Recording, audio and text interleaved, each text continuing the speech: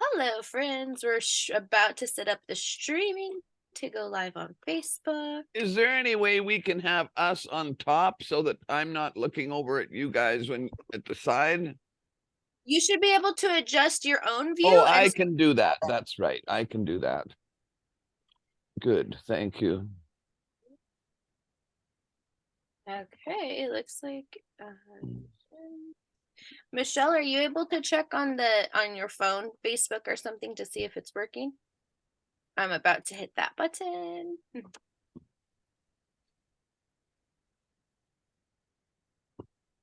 No, it still wants to be on the side. Anyway. Okay.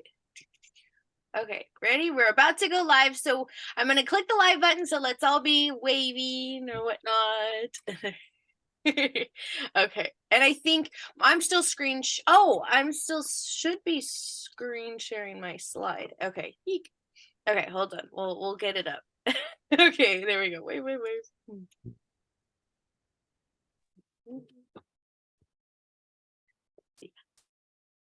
Hello, we are live in the Facebook group Workshops for Mom Sisterhoods. We are here with our monthly event.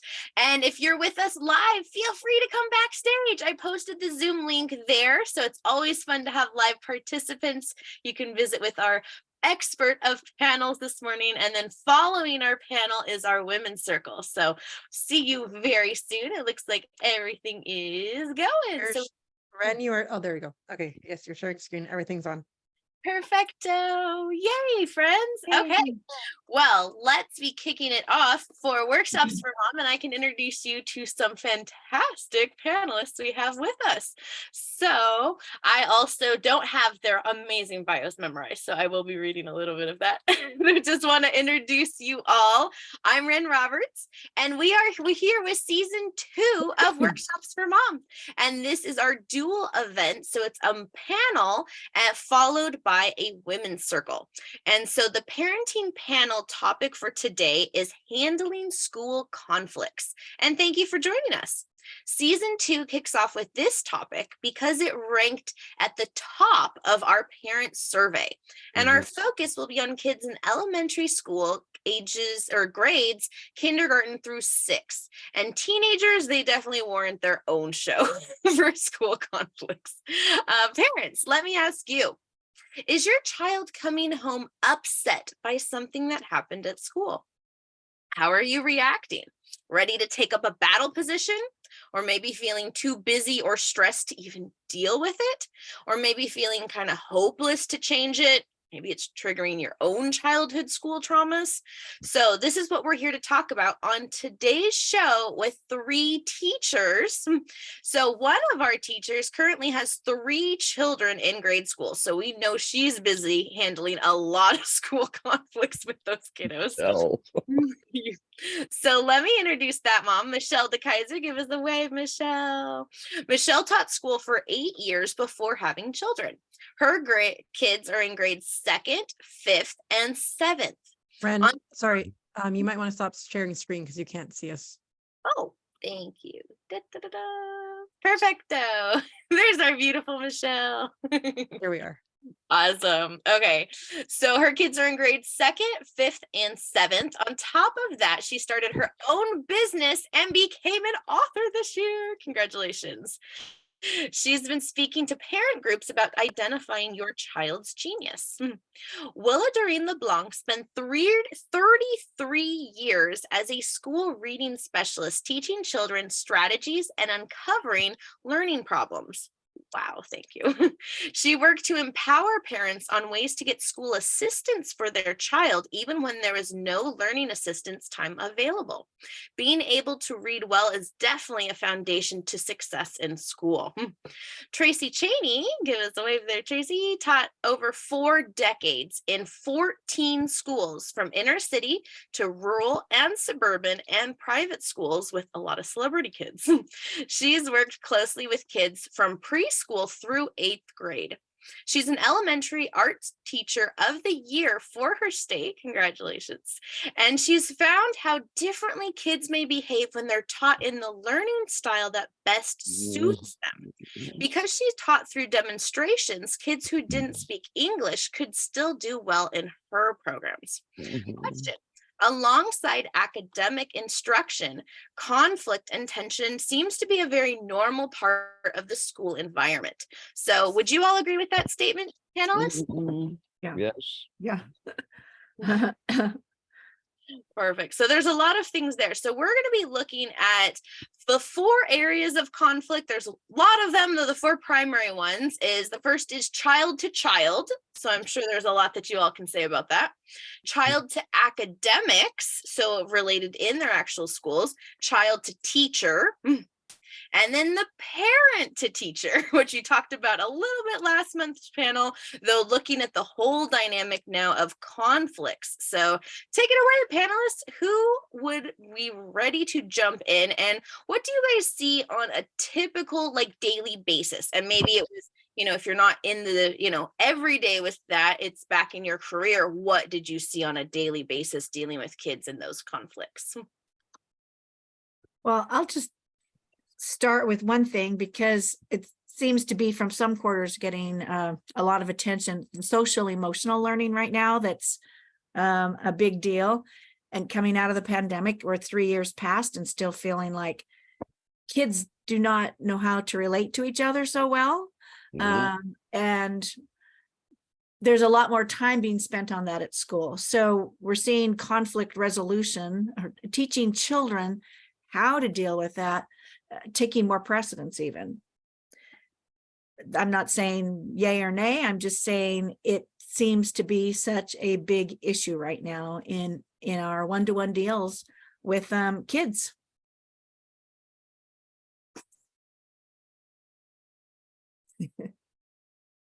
Well, I guess I have to agree with that as well, especially dealing with my 3 kids in terms of just being able to identify those emotions and what they're going through, in terms of just there's a lot of transition from summer to the school year.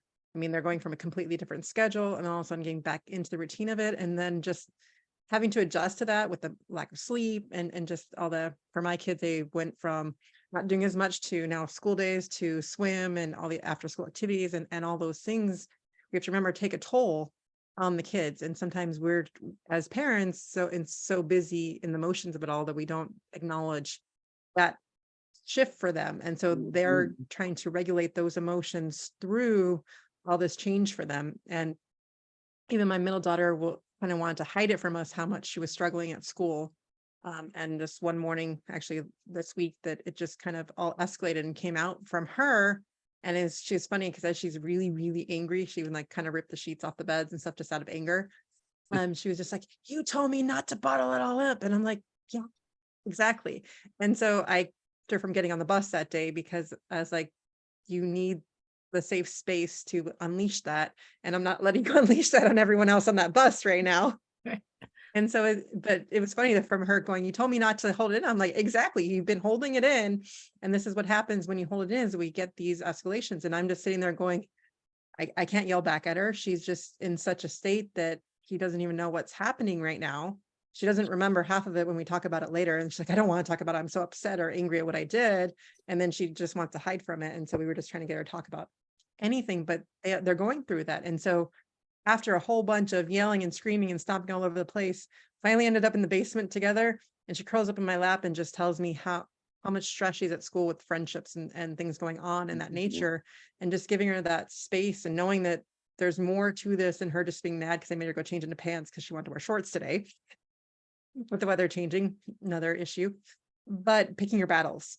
And then just seeing that when they need that release, offering that space, because I was going to be late to my stuff at that point, but I had to let that go and say, "This is what you need right now. I can't send you to school like this. I can't send you till you have let it out." And I think sometimes we don't have that option in the mornings if we're trying to rush them out. But again, then at after schoolers, it's really that constant checking in with them to see and checking with their emotions to see what they're at, which really helps to alleviate those conflicts. But even when they happen, it's like I couldn't react to her. I couldn't just start yelling and saying, you need to get this under control and you need to do this, because that wouldn't have solved anything. So eventually, then by me just letting her get it out, we got to the root of what was really bothering her. And that's what I think, in essence, what we're trying to do is, what is actually the root cause of what caused this Mhm. argument or this temper tantrum or whatever it is? Because it wasn't me just telling her to go change pants and she hates wearing a training bra, and that's another. So it was those two things. She'd go upstairs and do those two things, and all of a sudden she just comes down and says, I'm the worst mother ever and I hate you in every, every which way. But she's like, it wasn't even that. You just, even later on, she's like, it wasn't that. It was like, you just sent me over the edge. Like I was already angry. And they know this when we talk about those things. And so it's really just providing that space for him. And I couldn't react to it. I had to just keep walking away, letting her throw it till she was ready to talk. And I just kept giving her that space, trying to do it safely. And then I ended up putting my other daughter in the bus, which I was going to take them both to school, but I didn't know what time we'd make it. So I sent my other daughter on the bus in the rain. She didn't quite have her shoes on. She's got her little tie shoes, running in the rain to get onto the bus, because the bus had come right when I decided to do that. But so we got good timing. But it's making those decisions as quickly as you can. But because I was taking care of myself earlier that morning, I was able to be in this mind frame that you get my full undivided attention. I realized what you're saying. I had to just like kind of let it go and not even bring it in, because it was not necessarily geared toward me, even though she was saying it. And I couldn't react to that. I had to let that go so she could have that space. And I think we don't necessarily do that for kids as often enough. And teachers don't necessarily always have that option, but that's some of the times where we need to give them the space before they're ready to talk. And we shouldn't bottle up those feelings, which is, I love how you said, Tracy, bringing those into that emotional regulation and acknowledging those things. Beautiful, beautiful, Michelle. I totally, I want to pick up on what you said, the root cause. That's magic to my ears. But that is, it's so hard as a parent to have the time, like as you say, Ren, or some parents ready to, go into a battle zone. It's so difficult to take the time. But as you said, Michelle, like stick with it to try to find the root cause of the battle, because unfortunately, as a reading specialist, I've had too many times when parents find out that it is a reading challenge that has caused this teasing, this bullying that is happening, that the child's really upset and they don't want to tell you, but the kids were teasing them because they're in the low reading group. And mom and dad have straight A's. And what is going on? Well, something happened, over the summer, different teacher, et cetera, et cetera. So trying to get to the root cause of whatever it is, picking the time. I know it's difficult as a parent, but, to try to find out what caused it.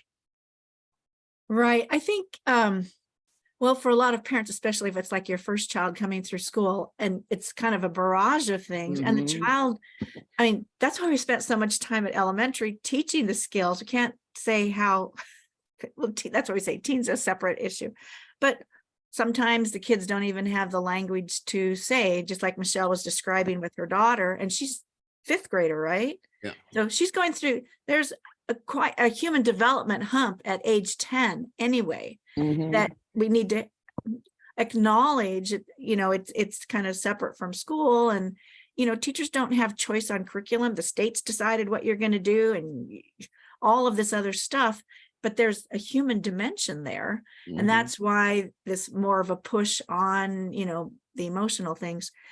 And one thing I observe, because every grade level different things are happening, so fifth grade is definitely this hump, as we're going to get over that as we're coming into the preteens and moving on there. So we're exiting being a baby. And I think there's a lot of stress with that for some kids. But I'm thinking about second grade, and parents are just kind of unaware of this, but at second grade, among the girls, you have a lot of jockeying now all of a sudden for position in the class. So who's going to be the class princess and all of this stuff. And you can already get, cast in your position, and you're 7 and you don't know what's going on, and depending on the type of child you are. So we have all of this stuff swirling at school. And then teachers, I mean, this is what drove me crazy, even in grad school, having to do group projects. So there's different things. We're talking about academics, and Willa was just bringing out, wow, there can be a reading problem. And I've certainly found the kids, and you'd probably see this, Willa, too, kids who need glasses, but they don't know they need glasses. I mean, there's that kind of stuff that we're, as teachers, trying to be sensitive and, determine all these many things. It's just a huge dynamic. It is society. It's your neighborhood in your school, basically. And what it is, we have to deal with that, even as parents. Sometimes, the kids don't like your topic, the subject that you teach. And so you're not going to be the favorite teacher. Yeah. It's going to be hard. Yeah. So, Will, I wanted to talk a little bit. You were talking, or in the introduction, helping parents negotiate when your child is having a learning difficulty. I encourage parents to start looking at this. I mean, we can identify things at kindergarten, but in my district, they didn't test kids till 3rd grade. I mean, look at that amount of time that's wasted. So, how do we help parents if they feel like that's the problem? The behavior problem is related to an academic problem or a physical problem. Well, my first step, number one, I say to my parents, make friends with the teacher, like from the get-go, even though you get bad vibes. I know I'm like that with people, but even though the teacher may not look at you the way you want to be looked at, do everything you can to befriend them. Like, not only like, hi, how are you? If you do take your kids to the classroom, just with simple hellos, hello, so they know who you are. And then get on the phone by the end of September. Now, before you get on the phone, I usually arm my parents with different places on the internet where you can go and you can actually get a very rough grade level. I say very rough, but it's, 3 different sites. You can get a general idea. If you've got a child in grade 7 that is working at a grade 4 reading level, you'll know it once you get into these several sites. And even when I'm offering a free initial consultation, I will say, do it, go there and see what you have. So based on that information, you're a little bit armed to talk to the teacher. You want to be armed to, when you're trying to get help. So you point this out that you're concerned. What can you do? What can I do? What can I do? You say to the teacher. And very often the teachers will melt and they'll throw some extra. They'll tell you, okay, you can do this, you can do that. If they say there's no problem, then you've got a problem.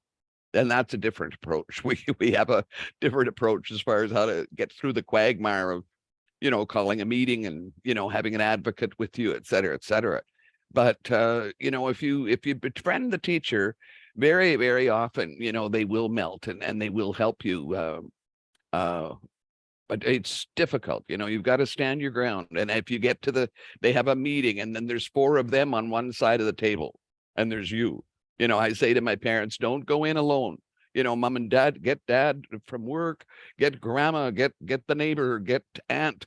You're there. And I suggest to my parents to take 2 people with them, even if it's an older sibling. We are concerned about so-and-so's reading, the 3 of us, and then there could be 4 on the other side of the table. And take a pen and notepad with you and all these little things just to get past the kind of power trips that the administration can play with you. But no, you really can. There are ways of doing that. And of course, the best way, people come to me for standardized testing, and then you've got an established grade level and you're armed and you take that to the school and say, look, I got a problem here. My child is 3 grade levels lower than they should be, in reading. So, there are ways, but, it's always, you get more flies with honey than with fly paper, right? Well, I will say, if you're having a problem, it's really nice as the teacher to hear first rather than going around the teacher administration, because now we've got a different kind of conflict. Yes. So go to the teacher, because we are trained to help you, and we're there in the classroom. We are on the playground. We are seeing what's happening. And as I say, sometimes with parents, this is the first time of dealing with this, but we've been seeing, what happens at this grade level, or we see interactions with kids and, what you can do in that situation. But please ask the teacher, or at least, like Yep. we said, establish a relationship, because it's really hard to hear it or get side, it comes in from the side and you're going, wow, that was not it could have been handled in a different way. So I think realize that we are on the same side in wanting your child to do well. That's why we're there. I just want to add to that in terms of, you're the parents, you know your kids better than the teachers ever will. Mhm. And they're doing the best they Absolutely. can. But there still are anywhere from 20 to 30 kids in that room. And in Yes. September, they're trying to get to know them as best they can. So the more information, when you're feeling like there's something that needs to be said in any way, shape, or form, or anything that you want to get across to them, positive, negative, whatever it is, the more information they have about your kid, the better they're going to be able to do their job. End of story.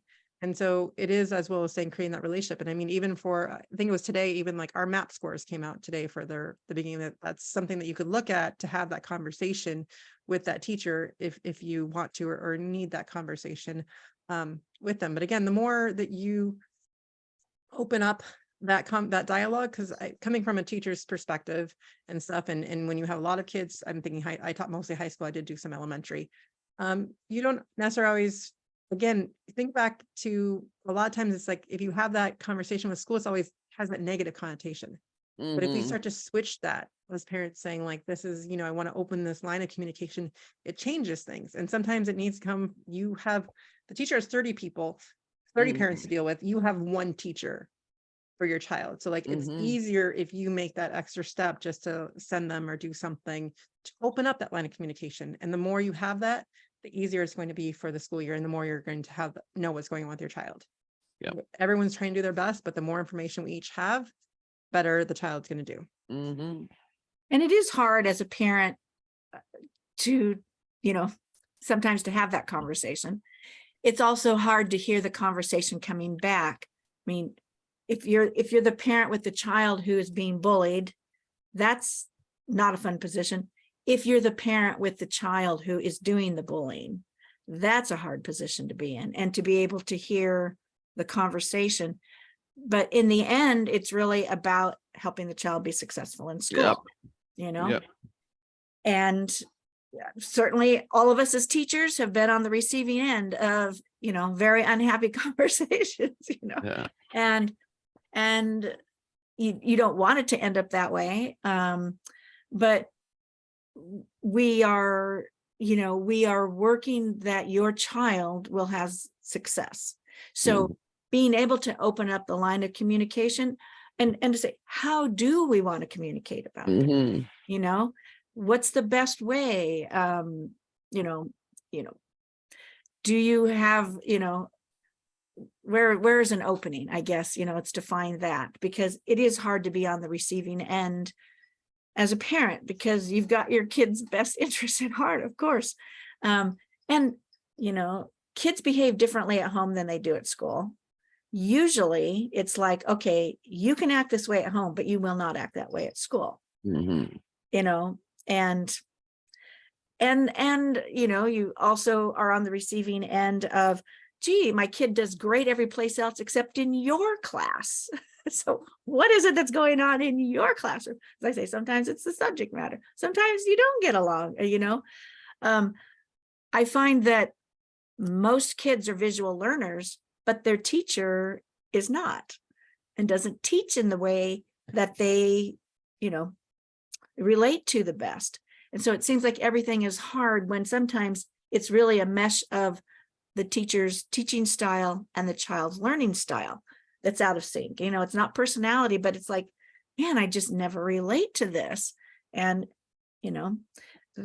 those are the kind of conversations that are fun, and to try and get to the bottom of it. And if you understand, how your child is learning in school, their learning style and what they lean towards, and okay, so how do we help you? Okay, you don't really like reading, or you don't like math. What can we do to, we're still going to do it. the other thing I would say, after being in the schools for a few decades and watching every education trend, the one that I am most concerned about now, of course, is screen use with kids. And it's just this constant, I don't want to use the word drug, but it is designed to be very dependent. I can't be without it. So they have a life on screens, and then they come to school, and school is not that. And school, I mean, I'm certainly wired to the way school used to be, and I think we all are here, and they're not having the same experience that we did. And, I just feel this thing is quite a big interference.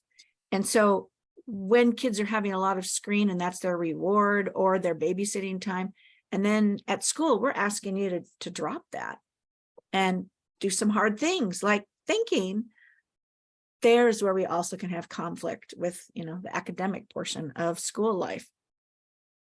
How do you feel about that? I actually have to disagree on that a little bit, just because screens are being used more and more in the classroom. Oh, I know, we're forced into it, but yeah. So I'm just noticing that my kids, like my daughter and my son, always have their Chromebook with them that is issued by the school, and they're always doing certain programs. I feel like we are actually in the school asking for more, giving them more screen time. I'm not sure, but I mean, my kids, I think I'm fortunate the fact that my kids actually don't do all the screen time. My kids have not gone to video games or any of that stuff. Just they've never had any interest in it. My youngest is probably the most, who asks for tablet time every once in a while on her Kindle. But I think the beauty of it is that we did clean up the basement this summer, and they spent most of their time just doing imaginative play, the three of them together in the basement when I was working.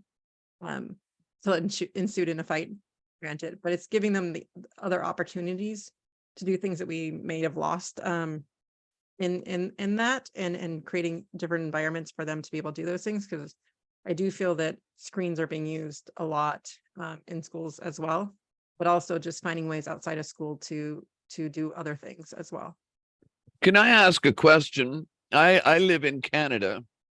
Very, very many school districts, but it's kind of dependent on the schools actually across Canada. It's just school dependent. Many of them are outlawing, any phones in the classroom. You put your phone in a bin, at the door of the classroom.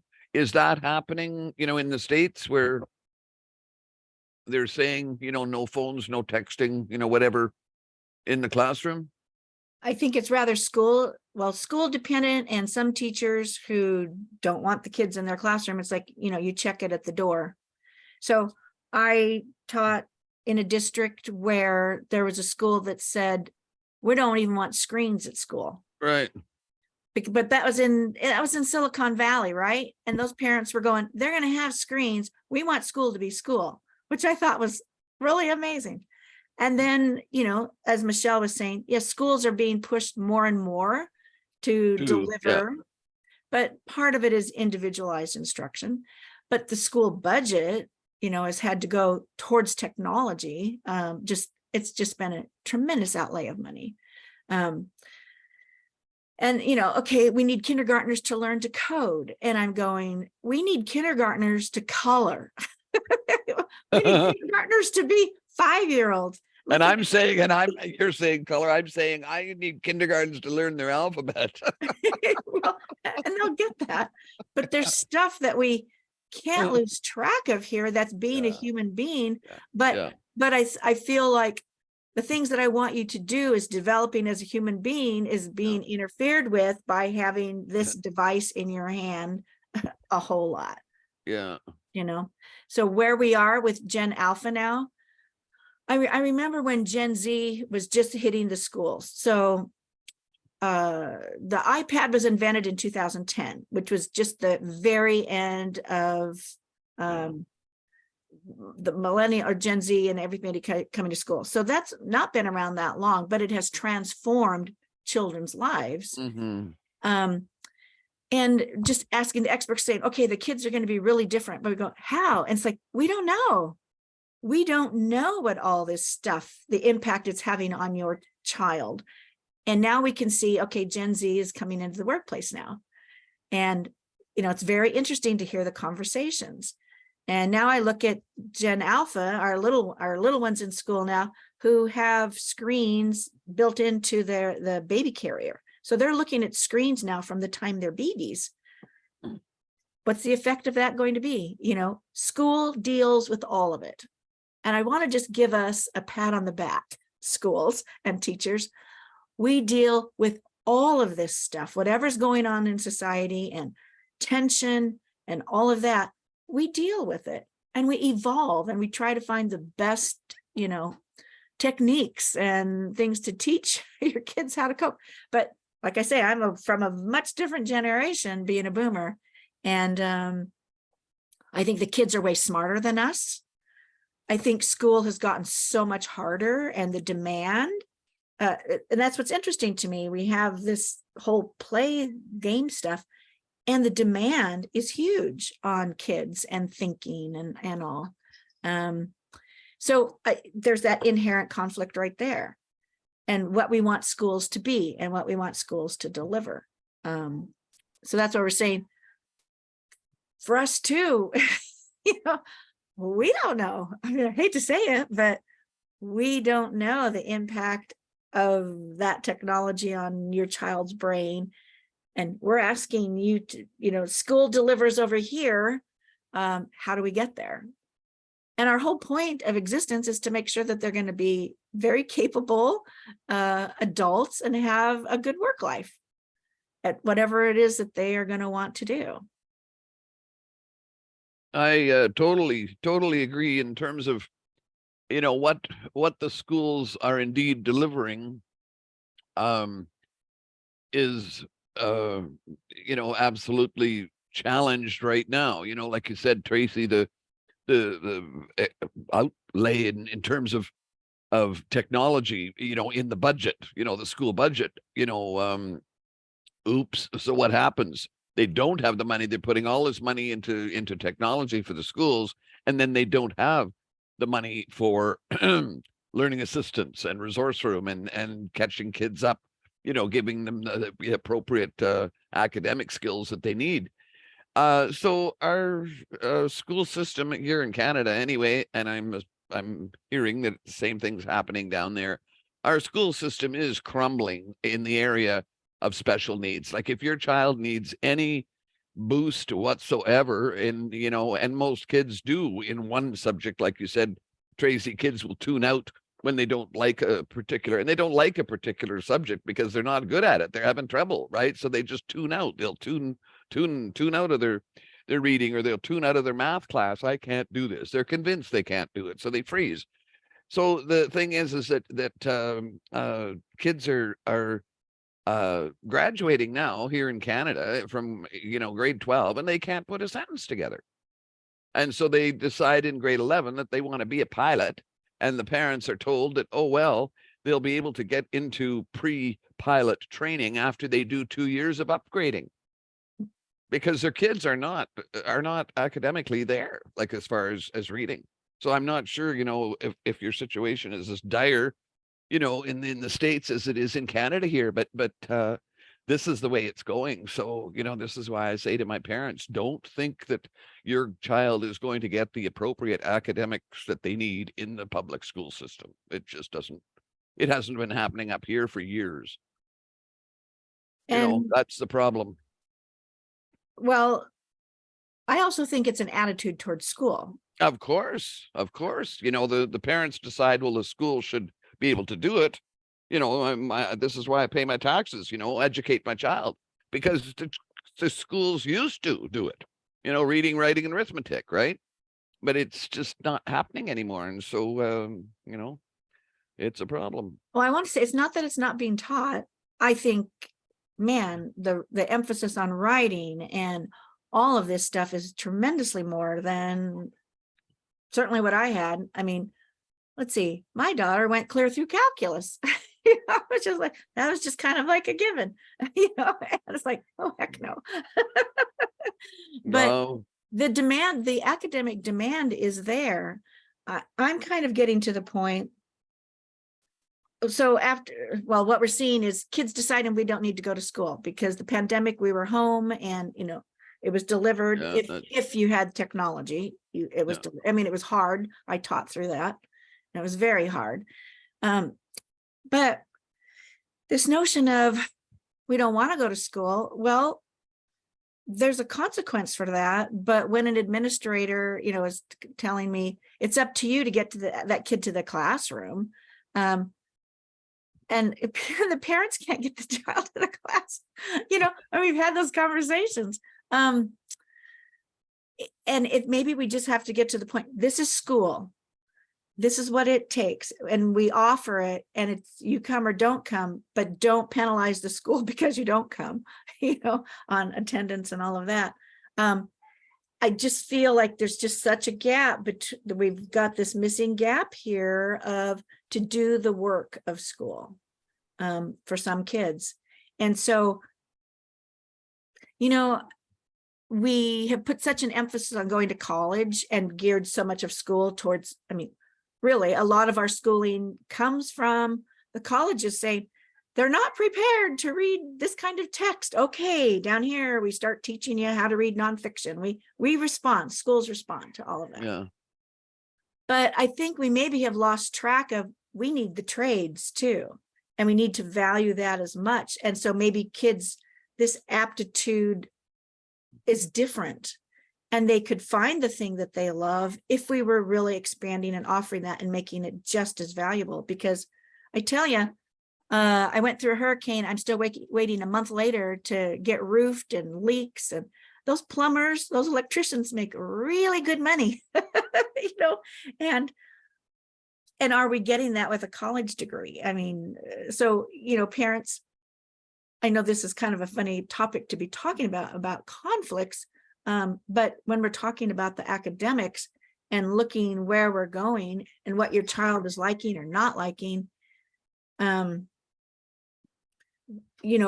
a full spectrum here of this, or, how you feel about it, how you feel about education, how you feel about a topic influences your child too. Well, I kind of want to tune in for just a moment and talk about part of it. I think part of the conflict is that we have just so much pressure. We got pressure in all directions, and the kids are feeling this pressure. It's such a test heavy environment for a lot of the kids. I can hear this from my kids as well. And I think part of that is that we're so focused sometimes on the things that they need to improve at, right? So if they're not good at reading, they need to improve on that. And then the kids feel this failure rate, the sense of not being able to do that. And that stems out, again, getting to the root of what is the problem, right? Is there a feeling of inadequacy in what they're doing? And I think that stems from all of us, any of us, that we feel like we're always focusing on that negative, what we're doing. And so I just kind of want to throw this idea out there to the parents and teachers and stuff is what is one thing that your kid does really well? And really spending some time cultivating that for 10 minutes a day with the kids, regardless of the stuff they're not doing well. But when we start switching that on the kids, I've noticed that in my own kids, because like I was saying before, I think in the last panel we did with my son, we used to have really tough conflicts because I was always focusing on his lack of friendship with people. And when I let that go, because that was more on me anyways, it was my problem, not his, because he didn't feel that way. And I was putting that on him. And I think sometimes we put that pressure on them without realizing, but I'd take a step back to realize that. And when I start focusing on him liking to cook, then we're able to read cookbooks together or switching that around. And so finding something when they're not reading or things like that, that they're actually, as Will always says, what are you interested in? And so it's kind of like, as our job as parents is to really focus on figuring out those interests and giving them opportunities to learn what they are for the kids. And we doing that as ourselves, trying new things for them to see that, because when we're trying new things. And so, but with school, there's a set curriculum and a set pressure that they're under. And so we need to find a way, around that, but that's how it is right now. So what can we do outside of that system is to release some of that pressure with the creativity of the other things that they're really good at, which then circles them back to the things that they might be struggling at when they feel confidence in something else. Because again, it comes down to the conflict. A lot of times it's from lack of confidence in whatever it is. And so that conflict just keeps building up. and in conflict and maybe not wanting to talk to the teacher. That's lack of confidence, or the parents not feeling that way. So again, it comes back to that, the kids not feeling like they belong at school.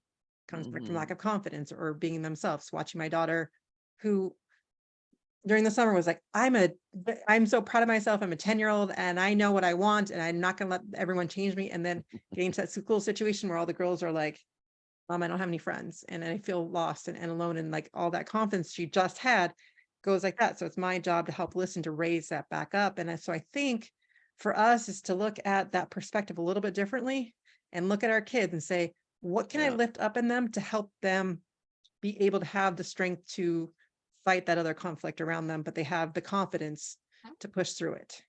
And I think that's what we should be looking at, is looking at the question, what can we do to inspire, what is our kids inspired by, and giving the opportunity to do that. So along that line, Michelle, your kids are still young, but I would really start seeing, like at middle school, the kids that are sports. I mean, that's their life and I love it and I admire them. And then they're playing club ball on the weekends, maybe even on 2 teams, and they're coming to school on Monday. Oh, I am so tired. I'm so sleepy. And it's like, this is school. Those things are extras, but that is their life, or even parents' life. And so we find ourselves in conflict with the extracurricular things, which I agree with you, are totally important. But trying to strike a balance with that, I just see, and some kids they're scheduled for something every day after school. And I don't know if that's better than the kids that have nothing after school and are going home and hopefully playing and not on screens, being occupied, but finding a balance with those kids, for some. And then here's the thing that's hard as a teacher. So you're talking to a parent where the child is struggling, that they've had all of this sports stuff, and things on the weekend. So you're getting pressure on, man, my kid was up till midnight, Sunday night, getting their stuff done. You're giving too much homework. Okay, that's an issue. If we reduce that, if that's important, and we hear the whole debate about is homework necessary or worthwhile. Okay, there's another issue that we're all in the middle of.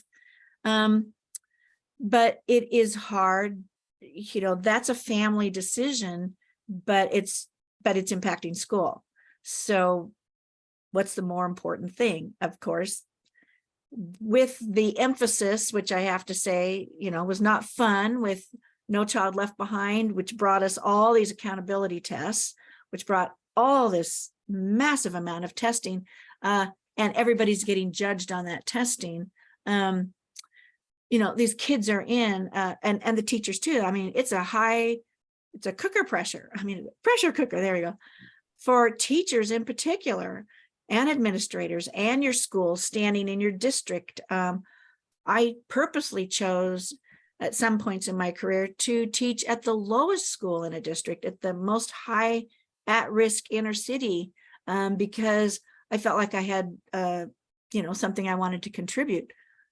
But the amount of pressure on the teachers and the administrator is just profound.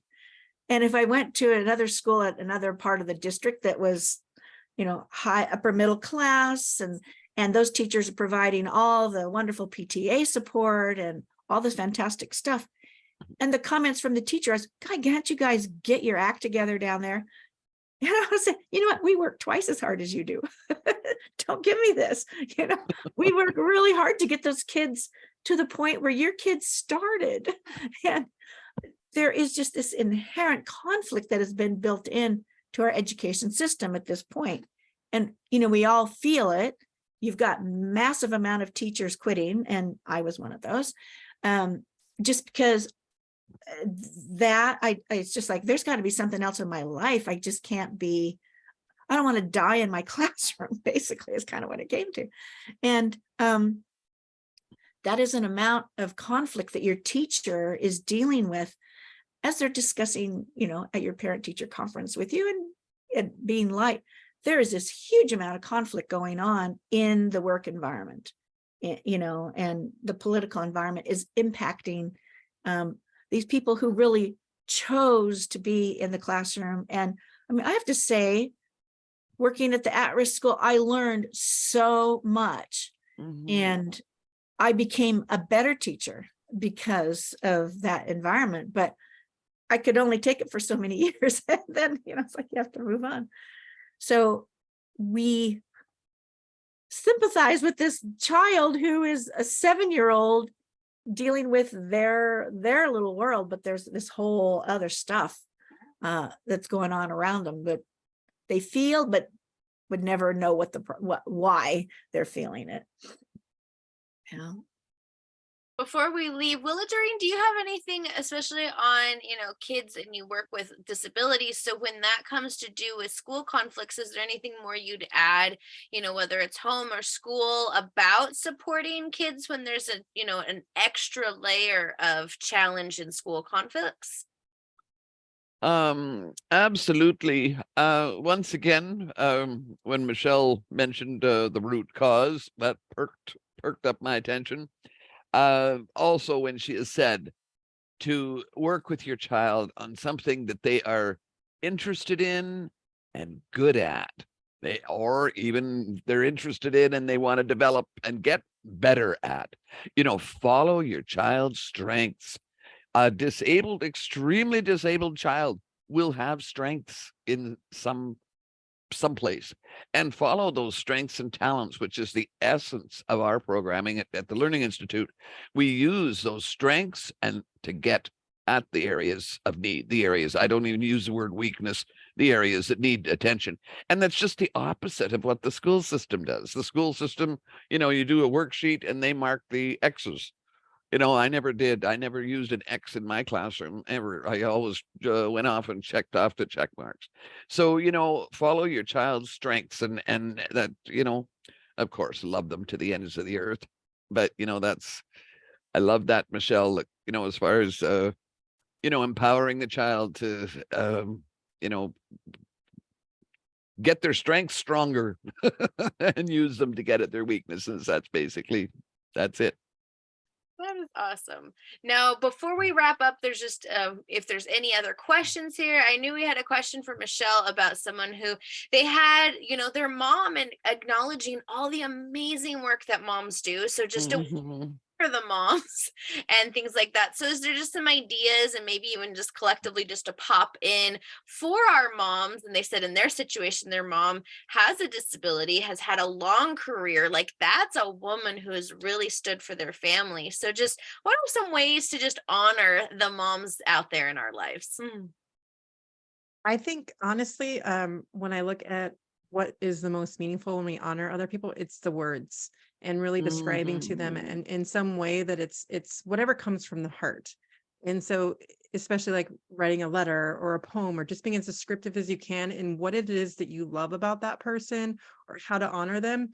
I think that comes out more meaningful than any big gift or anything, or things you could do, or a celebration. I even as my dad was passing and I knew he was dying of cancer, I went and I created had just reached out to, sent almost like a Google form, and reached out to family and friends to write notes for him. And I compiled it into a book, which my mom now just thanks me profusely for, because she gets to read it and she remembers him. Because I think the more that we just put our love into it, it's the best gift that we can do. And so if you want to celebrate your mom, I would reach out to other people. And maybe we always did this for birthdays as well, as just have a card shower instead of actually gifts, but then have people write a note or a letter to that person. And so I think, again, it's all about connection. It's seeing that degree of, and that web of what really opens your heart that can bring that forth. And so I really encourage you to do something along those lines to celebrate your mom. Yeah. Right on. Perfecto. Well, any last things to add on school conflicts to experts before we close off? And then we will be having a small break before we go into our women's circle. I just want to tail back to what Tracy said about the teacher's perspective, because it is sometimes we do lose that perspective. There is so much pressure. And one of the reasons why I also left I ended up being a stay-at-home mom, but then just have not gone back to teaching more because of the pressure. And at times I like to say that it was like I was teaching high school, but living in high school with the political dynamics and everything going on in there. And so it's really when we open our eyes to what someone's going through and realize it's not all about us, and it's better to be curious of what's going on and asking the questions Mhm. before jumping to conclusions. And a lot of times all our conflicts are because we're jumping to those conclusions. So again, it's, as Willow was saying, reach out to the teachers, start that open conversation. And the more curious and the more we are asking questions, rather ask a question, then give them a blank statement and be confrontational about it. And so just start asking questions and open that line of communications, because teachers are under a lot of pressure right Yeah. now. Yeah. And they have a lot going on. So we want to be aware of that when we approach them. This is they're probably trying to do the same as well, but they are a professional. They've learned how to do this, but at the same time, when you have 30 kids in a room and the dynamics is different for every period, every classroom, every day, because they all have all these emotions are coming to them and they're changing every day, and girls are getting their hormones and boys are going through all their things. And every day is just, think about 30 little kids in a room or 30 big kids in a room. Every I had moment 40. is different. Yeah. Exactly. And so Yeah. I just want to leave on that note of let's open with more curiosity and more empathy to ask questions rather than jumping to conclusions about what's going on. And then we'll open that line of communication. When there's an open line of communication, there's more problem solving happening than people conflicting and butting heads. And so again, that's what our whole goal is just to have the best for all of our kids, for everybody. That is the end goal, right? So the best way to do that is through open communication, asking questions rather than assumptions. Yep. And don't start a parking lot posse against a teacher. If No. you've never gone in to No. talk to the teacher, you've never gone in to No. talk to him, and it can be over the silliest thing. But don't be that parent, please. That doesn't help your Yeah. child. No. And we all want, honestly, we went into this career because we really like kids. And part of kids is their parents. And it's really fun when it can all work together. And that's what we want. That's the environment we want. So parents, we love you. We do. You've got a hard job. And just remember that school is the place to learn the skills that you're going to need in society in dealing with people. And it's giving the kids, like Michelle talked about the words, but it's giving kids the words to use in dealing with conflict. I mean, we spend a lot of time on all of that. And that is, a great gift that the child is learning to handle conflict on their own where they can and step in when they can't.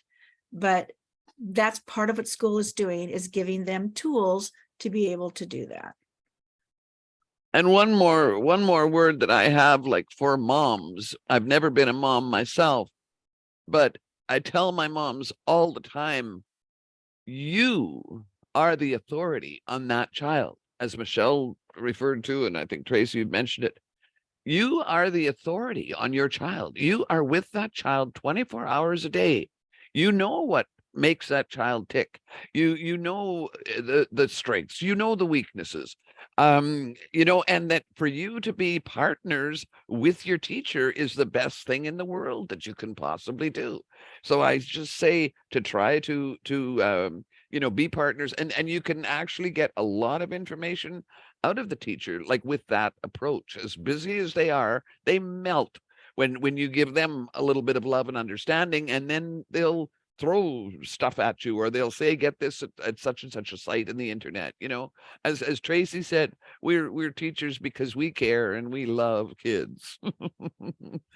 We want the best for our kids, right? And hey, we're growing the next generation, and we want them to be able to have the good jobs that we want them to be able to do what they want to do. I mean, that's the point of it, right? So, So parents, we love you, and we're very empathetic to what you're dealing with. And, your child is going through this for the first time in their experience too. So, we understand that.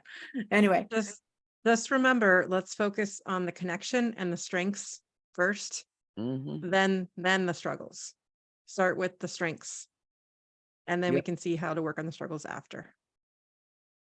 Well, I'm so glad for all of you, and I look forward to more things. Hopefully this brings your vibration up. We have less school conflicts, so whatever your questions are, we can start to just kind of go in and know that the biggest thing is putting those little humans first and acknowledging that there's a bunch of big humans that have a lot going on, and the conflict, it starts with us internally first. So the more that we master our own experience, then we can help the kids relate to the teachers and the rest of the school environment.